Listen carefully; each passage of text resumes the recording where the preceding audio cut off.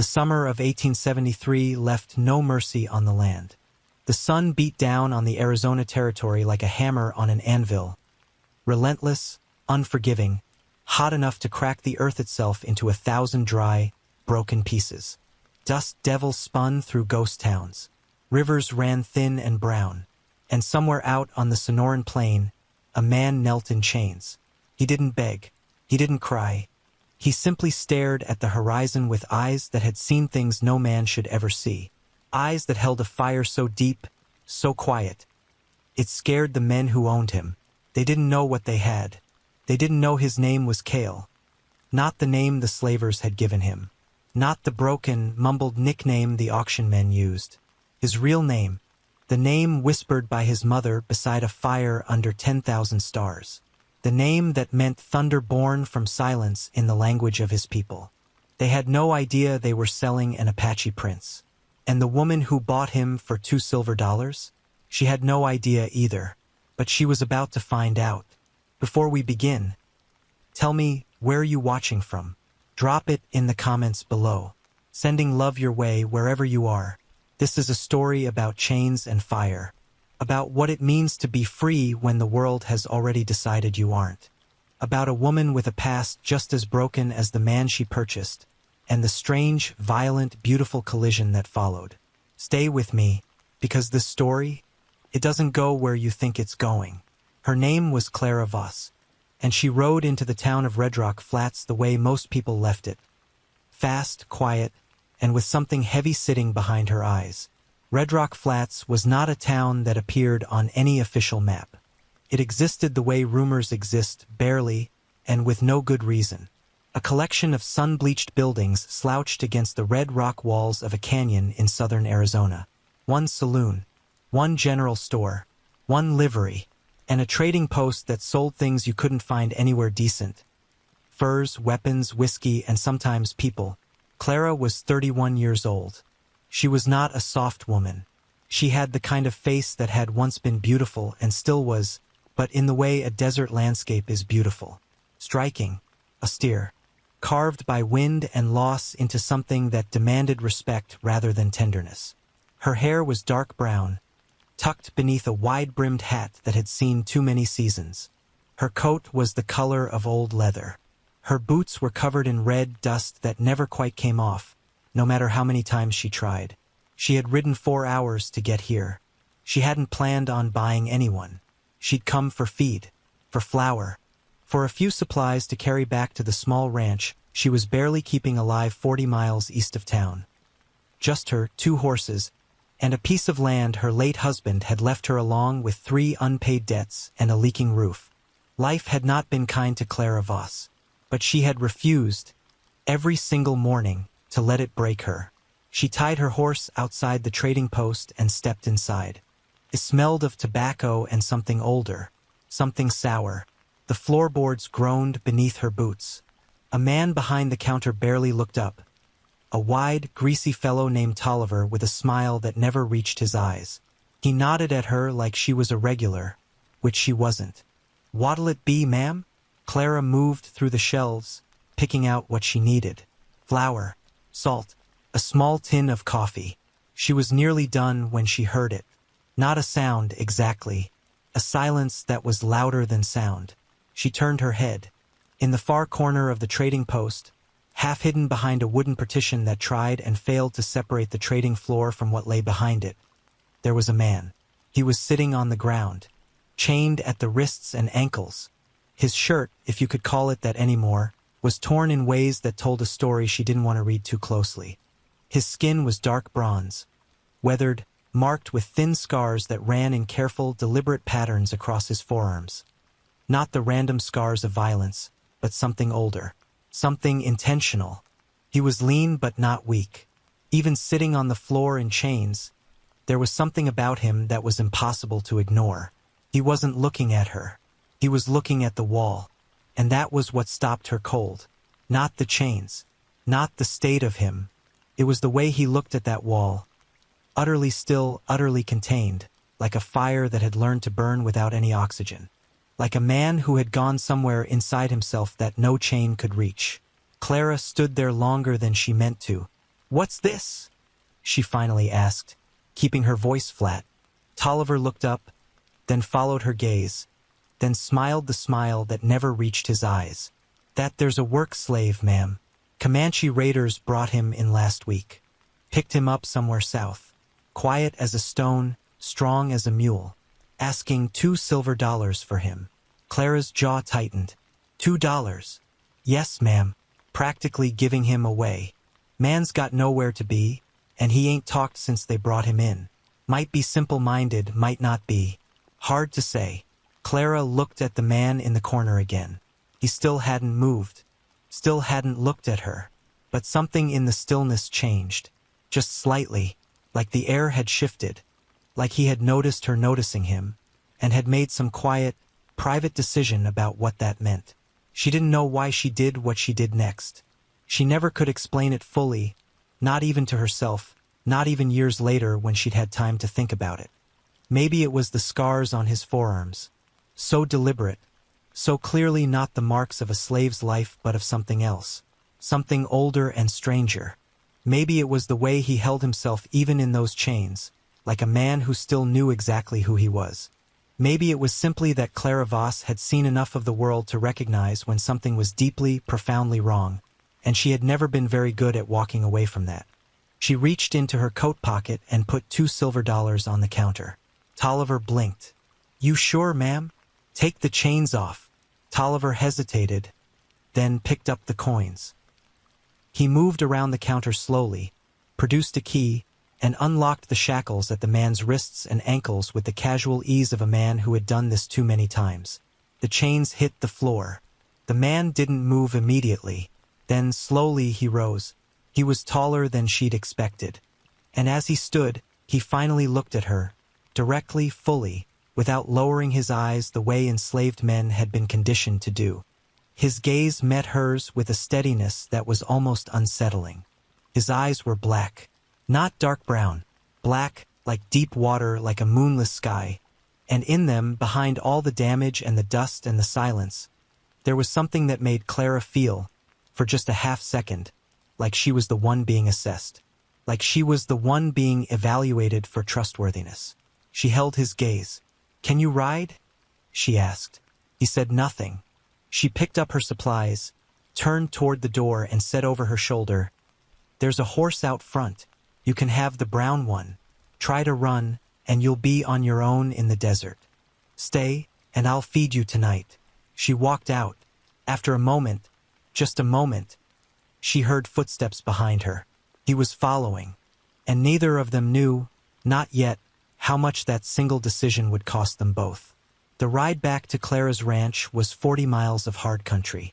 Red rock formations rose on either side of the trail like the ruins of some ancient civilization that never existed, jagged, massive, permanently stained by a sun that had been angry at the earth for 1,000 years. The trail wound through dry creek beds and across stretches of flat, pale ground where nothing grew except brittlebush and the occasional saguaro standing alone like a broken sentinel. Clara rode in front. The man rode behind on the brown mare, her older horse, the gentle one, the one that didn't spook easily. She'd noticed immediately that he sat the horse with the easy, automatic balance of someone who had spent most of his life on horseback. Not the posture of a man who rode because he had to, the posture of a man who rode because it was natural, because it was his. She didn't speak. He didn't speak. The desert spoke for both of them, in the wind that hissed through the rock walls, in the distant cry of a hawk spiraling high above the canyon rim, in the creak and jingle of the horse's tack.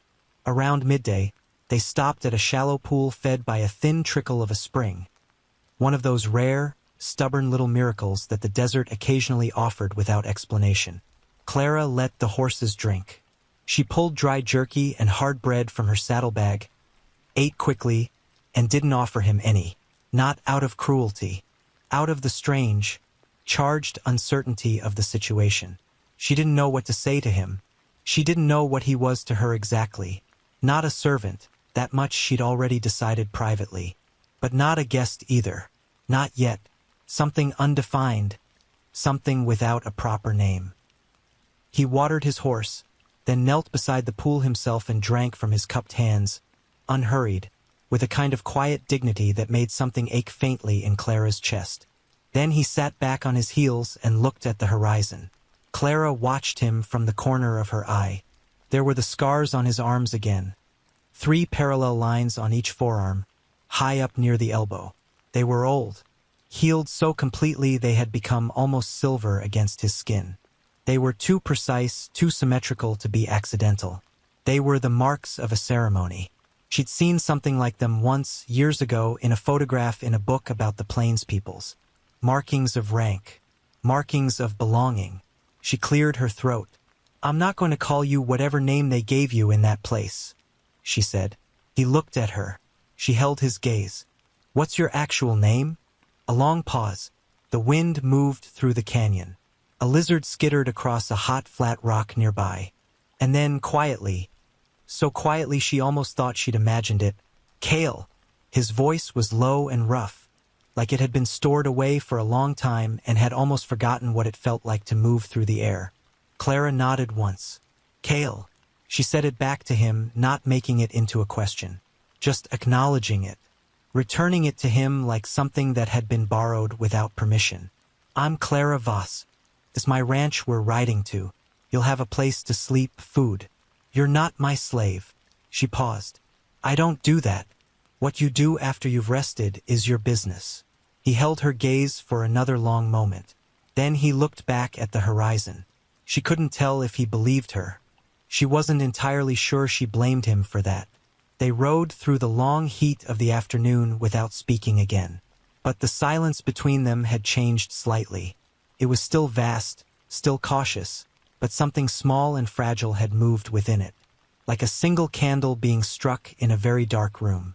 By the time they reached the ranch, the sun was low and red, painting everything in shades of copper and shadow. Clara's place was nothing impressive. A small adobe house, sturdy enough, with a covered porch that needed new boards, a barn that leaned slightly to the east, a fenced paddock, a vegetable garden that was fighting hard against the summer heat, and a windmill that turned with a soft, irregular creak in the evening breeze. But it was hers. She'd bled for it, stayed up nights worrying over it. She'd driven off claim jumpers twice and survived one bad winter that had killed 4 of her 6 cattle. What remained was small, but it stood. Cale looked at it without expression. She showed him the barn, a corner of it where there was a clean cot, a blanket, a lamp. "This do." He looked at the cot, then at the lamp, then at her. "Yes," he said. Those were the only words he spoke that night. Clara made a simple meal, beans, cornbread, salted pork, and left a plate outside the barn door without ceremony. She heard him pick it up. She went inside, locked nothing. She wasn't the type, and sat by the window for a while in the dark, listening to the desert night settle in around the property. Crickets, a coyote somewhere distant, the windmill creaking. She thought about his eyes, about the way he'd looked at her in that trading post before she'd even spoken to him, like he'd already weighed something and reached a conclusion. She thought about the 2 silver dollars sitting in Tolliver's greasy palm. She thought about the scars. She was almost asleep when she heard it, a sound so soft she might have dreamed it, coming from the direction of the barn. A voice, low, rhythmic, not words in any language she recognized. Not a song exactly, something older than a song, something between a song and a prayer and a breath. It rose and fell in the dark like smoke, and then it stopped. Clara lay there in the silence that followed, her heart beating just slightly too fast. Whatever Cale was, he was not what Tolliver had called him. She was becoming more certain of that with every passing hour. 3 weeks passed. The ranch moved on its rhythms. Early mornings with pale pink light over the eastern rocks. The work of feeding animals and mending fences and coaxing water from the earth. Clara was used to doing all of it alone. She'd gotten good at the kind of tired that lives in the bones rather than the muscles, the kind that sleep barely touches. Cale changed that without being asked to. He simply began working. First morning, he was up before she was. She found him repairing the paddock fence, methodically, precisely, using spare timber she'd left stacked behind the barn. He didn't ask permission. He didn't explain himself. He just worked. Second morning, she came out to find he'd fixed the barn door that had been sticking for 6 months. He'd also dug a narrow drainage channel along the side of the vegetable garden to redirect water more efficiently, using nothing but a stick and observation. Third morning, he was on the roof of the porch replacing the boards she'd meant to get to eventually, moving across the surface with a quiet, sure-footed confidence that was almost eerie to watch. Clara said nothing about it. She simply adapted. She worked beside him when it made sense, apart from him when it didn't. She stopped putting his meals outside the barn door and started setting an extra place at the table. He came inside for dinner without comment, ate in silence, and went back to the barn. It wasn't comfortable exactly, but it had a kind of functional peace to it. The questions she wasn't asking were building up, though. She'd noticed things, small things, the way he tracked movement instinctively. A hawk, a dust cloud, a rider on a distant ridge. He would go still before she even registered there was anything to see. His eyes would narrow, his head would angle slightly, and he would process whatever it was with a speed and accuracy that didn't belong to an ordinary man. Twice she'd seen him read the wind by holding up a single finger and tilting his head, the way a hunter reads wind to avoid being smelled by prey. He knew plants. He knew the land in ways she didn't. She caught him once crouching beside a cluster of desert herbs, picking specific leaves with careful intention, drying them on a flat rock in the sun. She didn't ask what they were for. 2 days later, the headache that had been grinding behind her eyes for a week was gone, and she found a small folded square of dried leaves on the kitchen table with no explanation. She started watching him more carefully. The scars on his forearms weren't the only markings. There was something on the back of his left hand, a faded mark, almost invisible unless the light hit it right. A small geometric symbol, angular, deliberate. She'd seen similar patterns in the beadwork of Apache craftspeople she'd encountered years ago at a trading post in New Mexico. On a Thursday evening, dry lightning playing on the far horizon, the air smelling of the rain that wouldn't come, she set down her coffee cup and spoke directly. "Kale." He looked at her across the table. "Who are you? Not what are you. Who?" He was quiet for a long time, long enough that she thought he wasn't going to answer. The lightning flickered silently in the window behind him, illuminating his face in brief, ghostly flashes. Then he spoke, not the short, flat words she'd gotten used to. Longer, measured, but longer. "My people call themselves NDE, he said. "You call us Apache." She already knew that. She didn't say so. "My father was a chief of the Chiricahua band. His name meant stone that does not break. I was his only son." A pause. "I was taken 14 months ago, by men who came at night, who knew exactly where our camp was. Someone told them." Clara set down her cup very carefully. "I was brought north, sold 3 times.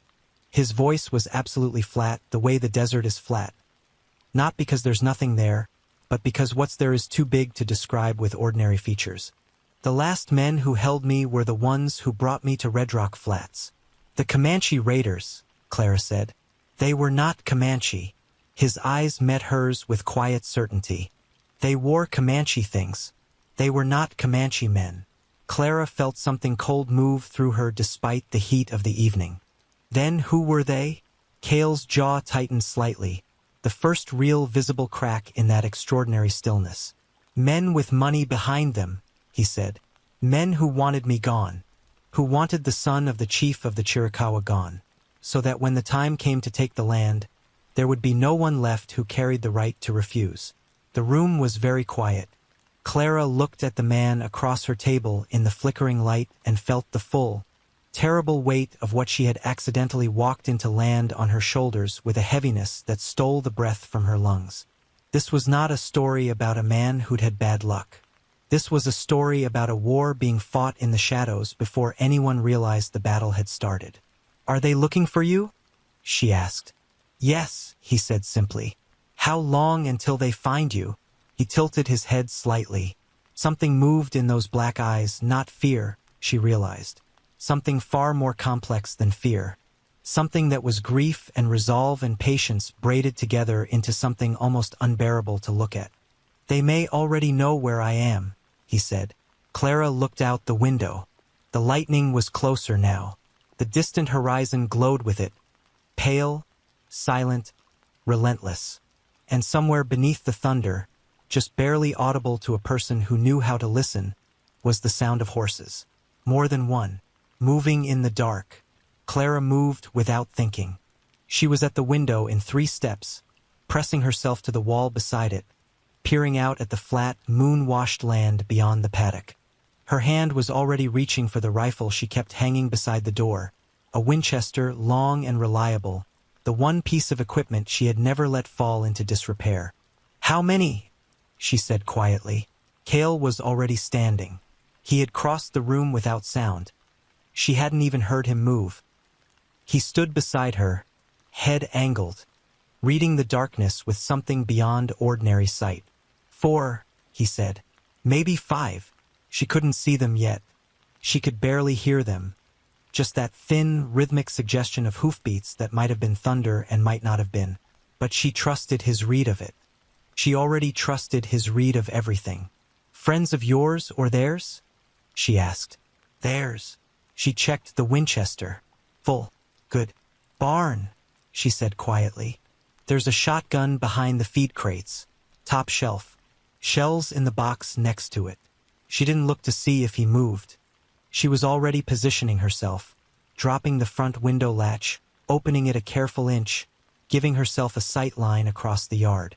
The paddock gate, the trail coming in from the southwest. It was several long minutes before she saw them. 5 riders, as he'd said.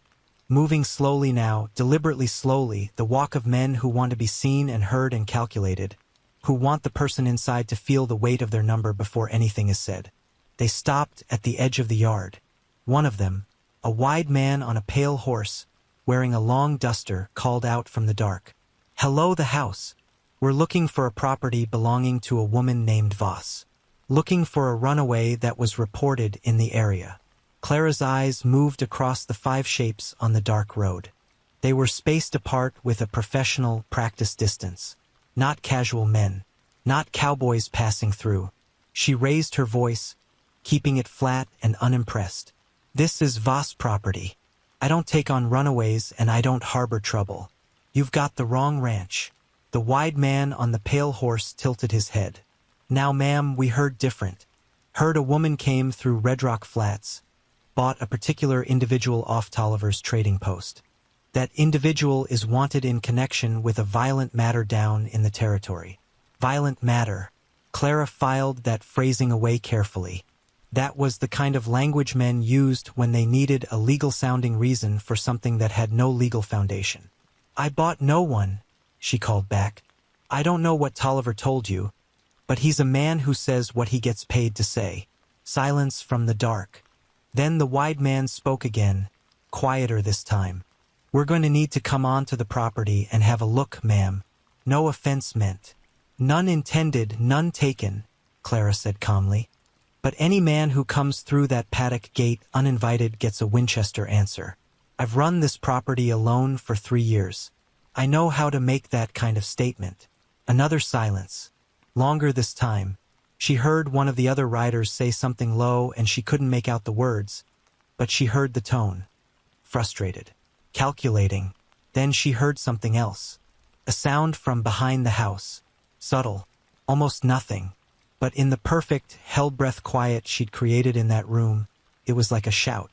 One of them had already gone around. She spun from the window just as the back door. She never locked it, swung open. The man who came through was tall, lean, in dark clothing with a hat pulled low. He had a pistol in his right hand and he was raising it toward her with the practiced speed of someone for whom this was not a new experience. Clara swung the Winchester up. But she was a half-second behind. She knew it. She felt it. The cold mathematics of it. And then something happened very fast. Cale came out of the dark corner of the room. She hadn't even known he was there. He'd come back inside without a sound. And he moved like something she had no language for. Not like a person fighting. Like water finding its path through stone. Utterly without hesitation. Utterly without waste. He caught the man's gun arm at the wrist with both hands, twisted in a way that produced a sharp, ugly sound, and then the pistol was on the floor and the tall man was gasping and folding and Cale's forearm was across his throat, pressing him back against the wall with a controlled, terrible stillness. The tall man went very still. Clara turned back to the front window. The 4 riders in the yard had not moved. She levered the Winchester, stepped to the door, opened it, and stood in the doorway in full view. "Your man in my kitchen," she said, her voice carrying across the yard like the crack of a branch, "is alive because I said so. He'll stay that way if you ride back the direction you came from. Right now. Tonight." The wide man on the pale horse said nothing, but he was looking at her differently now. Clara raised the rifle. "I won't say it twice," she said. The moment stretched like taffy, slow, impossible, wavering in the heat of its own tension. And then the wide man turned his horse. The others followed, one by one, pulling back from the yard, back down the dark trail, back into the desert from which they'd come. Clara stayed in the doorway until the last sound of hoofbeats had faded completely. Then she lowered the rifle, stepped back inside, and looked at the tall man in her kitchen.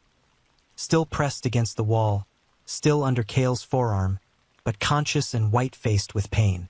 She looked at Cale. He looked at her. In the lamplight, she saw something on his face that hadn't been there before. Not gratitude, not relief, recognition, like a man who had finally found something he'd almost stopped believing was real. She looked at the man against the wall. "You're going to tell me who sent you," she said quietly, "and then we're going to talk about what happens next." The man's name was Red. He said it with the resigned air of someone who's already decided the situation is too far gone for lies to help. He was a hired tracker, not a lawman, not a ranger, not any kind of official. Private man working for private money. Clara sat across the kitchen table from him. Cale stood by the wall. Red's right wrist was wrapped with a cloth. Clara had done that herself, not out of sympathy, but because a man in serious pain is harder to get useful information from. "Who hired you?" Clara said. Red looked at the table. "Red." Her voice was flat. "Look at me." He looked up. His eyes went briefly to Cale, then back to Clara. There was something in that glance, something complicated and uncomfortable. Not just fear of Cale. Something older. The look of a man who has tried not to think too carefully about what he's been part of. "Man named Hargrove," he said finally. "Calvin Hargrove." The name landed in the room like a stone dropped into still water. Clara kept her face neutral. "The land agent." Red nodded. She'd heard the name. Most people in this part of the territory had heard the name. Calvin Hargrove was a land agent operating out of Tucson. The kind of man who moved in well-appointed offices and signed papers and attended dinners with government men. The kind of man who was never in the room when the dirty work was done, but who was always holding the money when it was over. He had been buying up territory land at rates that made serious ranchers nervous, using legal instruments, contracts, and occasionally it was whispered, things that were considerably less legal. He had eyes on the Chiricahua country. Everyone knew it. What Clara hadn't known, what she was only now beginning to understand, was the full shape of it. "Tell me what you know," she said. Red told her. Came out in pieces, the way confessions always do. Reluctant at first, then faster, the way water moves through a crack that's already been opened. Hargrove had been planning the acquisition of a large section of Chiricahua land for 2 years. He had allies in the territorial government. He had contracts waiting to be signed the moment the Apache people's claim to the territory could be legally dismantled. The obstacle was the Chiricahua chief and his lineage. As long as the son of the chief was alive and present, there was a line of authority that certain treaty provisions, badly worded, rarely enforced, but technically existing, could be invoked around. Hargrove needed the son gone, Red said, not meeting Cale's eyes. Not killed, necessarily, just gone. Removed, disappeared into the trade routes where no one would look for him. And the men who took him, Clara said carefully, the ones dressed as Comanche raiders. Hargrove hired them, men who knew the land, who had people in the Apache camps that told them when and where. Someone told them. Cale had said that on the first night. standing in her kitchen by lamplight, still and quiet as stone. She looked at him now. His face was unreadable, but his hands, which had been perfectly still this entire conversation, had closed slowly into fists at his sides. "The informant," she said to Red. "Who was it?" "In the Apache camp." Red finally looked up. "I don't know the name.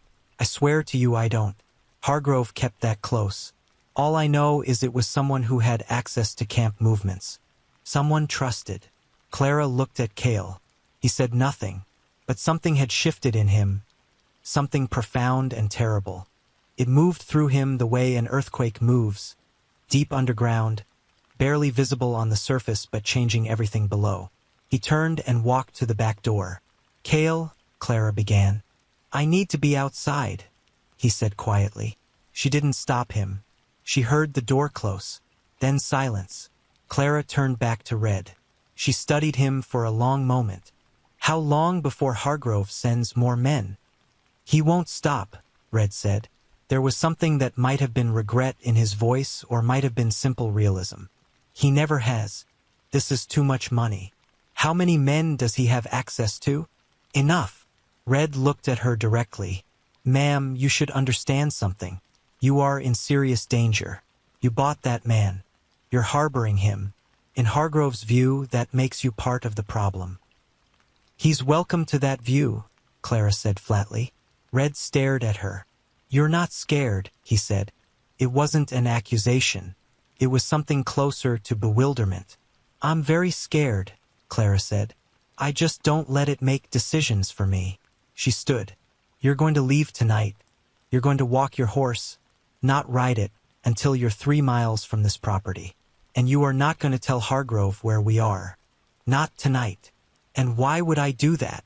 Red said carefully. Clara looked at him steadily. "Because I know exactly who Calvin Hargrove is and what he does. And I know that a man who works for someone like that sleeps with one eye open. You don't report back useful information tonight, and Hargrove will wonder about you eventually. When he does, you're going to need people who don't work for him." She let that sit. "Tonight," she continued, "you have the chance to become someone who is owed a favor by people who pay their debts." Red looked at the table, at the wrapped wrist, at the door through which Cale had walked. "You're playing a long game," he said. "The only kind worth playing," she said. He left 20 minutes later. Clara stood on the porch and watched him go. The desert was enormous around her, still, dark, pinned with stars. Somewhere out there, beyond the red rock walls, Hargrove's plans were moving forward like a river that doesn't know it's heading toward a fall. She stepped off the porch and walked to where Cale was standing in the yard, looking north. She stood beside him, said nothing. After a while, he spoke. "There is a place," he said, "where my people are. Still, where my father may still be." He paused. "I need to go back." "I know," Clara said. "There will be more men, between here and there. I know that too." He turned and looked at her with those black, unreadable eyes. "Why?" he asked. Just that, not elaborating. She understood the question perfectly. She thought about it for a long moment. "Because something wrong is happening," she said finally, "and I'm in a position to do something about it. That's generally been enough reason for me." He held her gaze. Then he looked back at the northern horizon. "We leave before dawn," he said. "I'll make coffee," she answered. They rode out at 4 in the morning, when the stars were still thick above the desert and the air was cold enough to see your breath. Clara had packed light and smart food for 5 days, ammunition, medical supplies, 2 wool blankets. Nothing that would slow them. She knew the northern trails reasonably well, but only to a point. Beyond the ridgeline she called the Broken Crown, the land became territory she had never traveled. Apache land. Land that had its own language and its own rules. She was riding into it with the only guide who knew it from the inside. They did not speak much in the first hours.